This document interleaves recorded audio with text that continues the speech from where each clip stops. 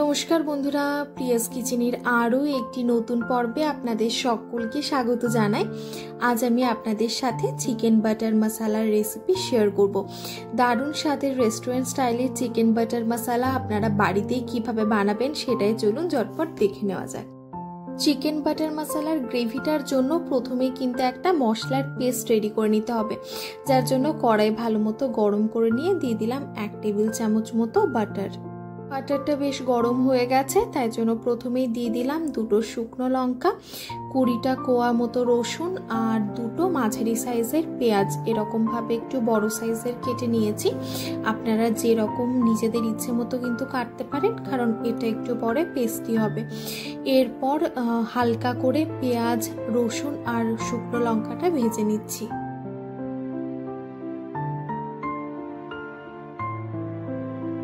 এবারে দিয়ে দিচ্ছি 25টা মতো কাজু বাদাম আর 2টো ছোট সাইজের টমেটো কুচনো। সাথে দিয়ে দিচ্ছি 2টো কাঁচা লঙ্কা। আপনারা কিন্তু ঝালটা নিজেদের স্বাদ অনুযায়ী বাড়িয়ে বা কমিয়ে নেবেন, তবে চিকেন বাটার মশালাতে বেশি ঝালটা ভালো লাগে না, তাই জন্য আমি এরকম ছোট 2টো লঙ্কাই দিয়েছি। আর বেশি এর থেকে আর বেশি আমি ঝাল করছি না। এবার দিয়ে দিচ্ছি স্বাদ অনুযায়ী লবণ, যাতে সবকিছু ভালো মতো নরম হয়ে একদম একটা মিহি পেস্ট তৈরি হয়। এরপরে ভাজা তো হয়ে গেল, এবারে দিয়ে দিচ্ছি পরিমাণ মতো জল। এরপরে কিন্তু নাড়াচাড়া করে নিয়ে ঢাকা দিয়ে আমি রান্না করে নেব মোটামুটি 10 থেকে 12 মিনিটের জন্য, একদম লো ফ্লেমে। এবারে গ্যাসের ফ্লেমটা অফ করে এটা ফ্যানের তলায় রেখে প্রথমে ভালোভাবে ঠান্ডা করে নেব, তারপর মিক্সার গ্রাইন্ডারে একটা মিহি পেস্ট রেডি করে নেব। এবার চিকেনটা ম্যারিনেট করার পালা। তাই জন্য দেখুন একটা মিক্সিং বলে নিয়ে নিয়েছি 500 গ্রাম উইথ বোন চিকেন। আপনারা চাইলে কিন্তু বোনলেস চিকেনও ব্যবহার করতে পারেন, তবে সেক্ষেত্রে পিসগুলো যেন মাঝারি থেকে একটু ছোটোর দিকেই হয়।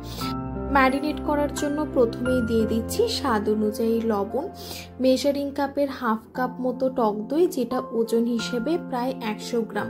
তারপর দিয়ে দিচ্ছি 1 টেবিল চামচ মতো আদা বাটা, 1/4 চামচ হলুদ গুঁড়ো, হাফ চামচ হচ্ছে কাশ্মীরি রেড চিলি পাউডার। এবার একটা চামচ দিয়ে সব মশলা দইয়ের সাথে চিকেন ভালো মতো মিশিয়ে নেব। চিকেনটা ম্যারিনেট করা হয়ে গেল, এবার এটাকে রেস্টে রেখে আমি ওই মশলাটা পেস্ট করে নেব। এবারে আগের থেকে ম্যারিনেট করে যে চিকেনটা রেখেছি সেটা ভেজে নেব, যার জন্য ওই কড়াইটাই ভালো মতো প্রথমে হাই হিটে গরম করে নিলাম। তারপর দিয়ে দিলাম 1 টেবিল চামচ মতো বাটার।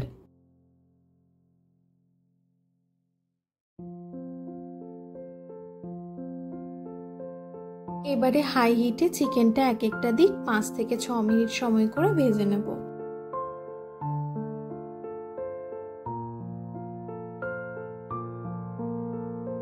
চিকেনটা ভালো মতোই ভাজা হয়ে গেছে, এবারে অন্য একটা পাত্রে তুলে রাখছি।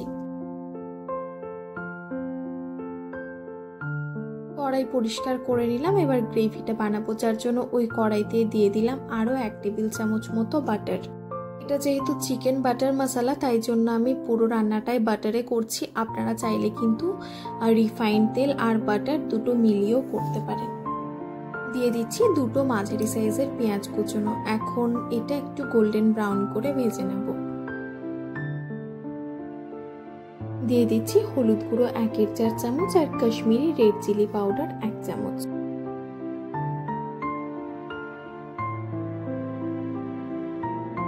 কড়াইয়ের উপর রেখে দিচ্ছি এরকম একটা স্টেনার। এর মধ্যে যে মশলার পেস্টটা আমি রেডি করেছি সেটা ছেঁকে নিচ্ছি। এই সময় কিন্তু অবশ্যই গ্যাসের ফ্লেমটা একদমই লোতে রাখতে হবে, নইলে নিচের মশলাটা পুড়ে যেতে পারে।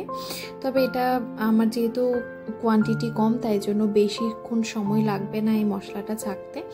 আর মশলাটা ছেঁকে নিচ্ছি যাতে কোনো দানাদার অংশ না থাকে, তাই জন্য ছাঁকনিটা উঠিয়ে আমি একটু নেড়েও দিচ্ছি যাতে কোনোভাবেই পুড়ে না যায়।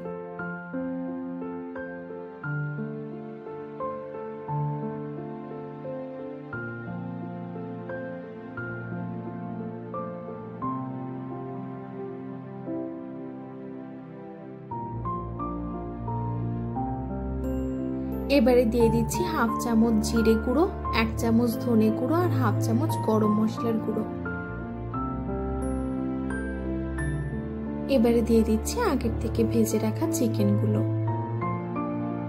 নাড়াচাড়া করে ভালোভাবে মিশিয়ে দিচ্ছি। তারপর ঢাকা দিয়ে আমি রান্না করে নেব মোটামুটি 30 থেকে 35 মিনিটের জন্য, একদম লো ফ্লেমে, যাতে চিকেন ভালো মতো সেদ্ধ হয়ে যায়। দিয়ে দিচ্ছি স্বাদ অনুযায়ী লবণ, তবে এই সময় লবণটা একটু বুঝে দিতে হবে, কারণ চিকেন ম্যারিনেট করার সময় একবার আর মশলার পেস্টটা বানানোর সময় একবার তো লবণ দেওয়া হয়েছে, তাই জন্য এই সময় একটু কম দেওয়াই ভালো।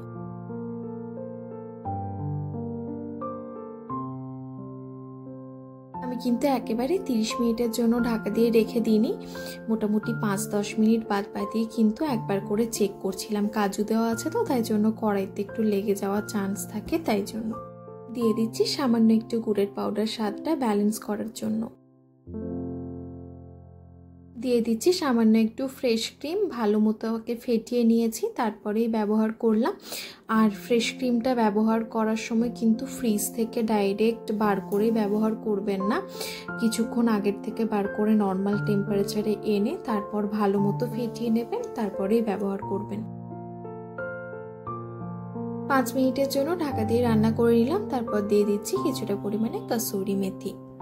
এরপর সামান্য একটু ধনেপাতা কুচোনো আর একটুখানি ফ্রেশ ক্রিম ছড়িয়ে দিলেই কিন্তু চিকেন বাটার মশলা সার্ভ করার জন্য একদম রেডি।